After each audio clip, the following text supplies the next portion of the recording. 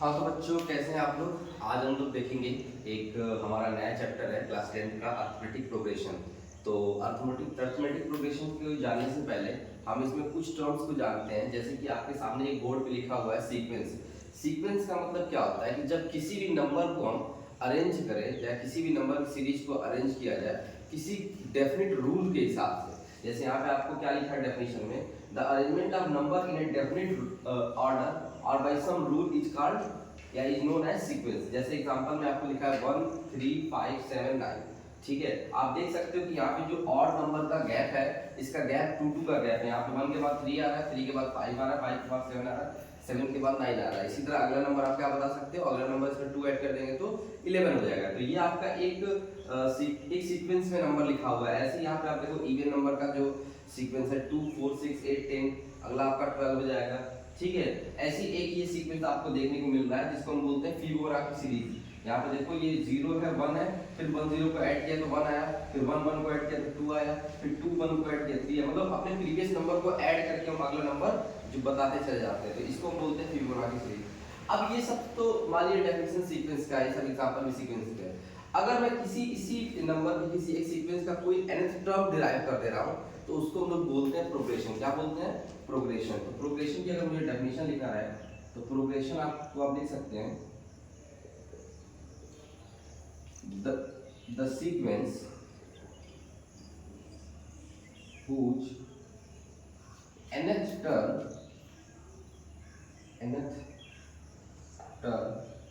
can be find is known as progression. ठीक है, जैसे एग्जांपल में जैसे मान लीजिए आपका ये ऑड नंबर का सीरीज था 1 3 5 7 9, अगला आपका हो जाएगा 11, ऐसे बढ़ता चला जाएगा। तो अगर मुझे इसका nth टर्म फाइंड करना हो तो tnth को क्या लिखूंगा बताइए। tnth में आपको क्या लिखा जाएगा, a plus n minus 1 into D. Common difference आपका 2 है, यहाँ से आप अगर इसको सॉल्व करोगे तो ये आपका हो जाएगा 2n माइनस 1। अब देखिए tnth जो आपका है, tn क्या है आपका 2n माइनस 1 है। इसका मतलब क्या है कि अगर आप यहाँ पे n की वैल्यू 1 रखोगे, अगर आप n की वैल्यू 1 रखोगे तो 2 1 जा 2 2 1 जा 2 माइनस 1 1 आ जाएगा। अगर n की वैल्यू आप 2 रखोगे तो 2 2 जा 4 माइनस 1 3 आ जाएगा।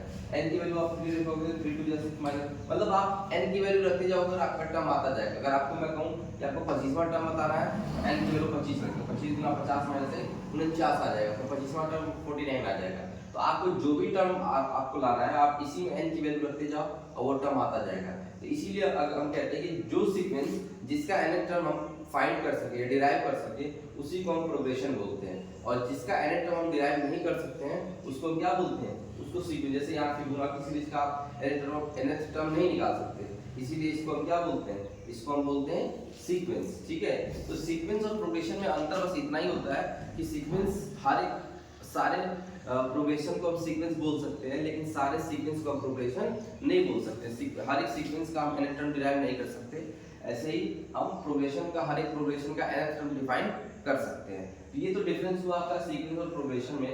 बात करेंगे हमको यहाँ इस चैप्टर में हमें क्या पढ़ना है, तो इस चैप्टर में हमको पढ़ना है अर्थमेटिक प्रोग्रेशन। मतलब अर्थमेटिक प्रोग्रेशन क्या होता है, तो अर्थमेटिक प्रोग्रेशन भी एक ऐसा प्रोग्रेशन नंबर का अरेंजमेंट होता है जिसमें जो अगला नंबर है वो पिछले नंबर से कुछ कॉमन डिफरेंस उसमें ऐड होता है। मतलब हर एक टर्म के बीच में एक फिक्स कॉमन डिफरेंस होता है। ठीक है, तो उसी को हम क्या बोलते हैं, अर्थमेटिक प्रोग्रेशन बोलते हैं। जैसे यहाँ पे आप देख सकते हो ये नंबर लिखा है 1 3 5 7 9 11, इसके हर एक नंबर के बीच में 2 का कॉमन डिफरेंस। अगर मैं कहूँ कि यहाँ पे मुझे कॉमन डिफरेंस निकालना है तो हमेशा जो कॉमन डिफरेंस होता है, कॉमन डिफरेंस, इसको हम लिखते हैं t2 माइनस t1।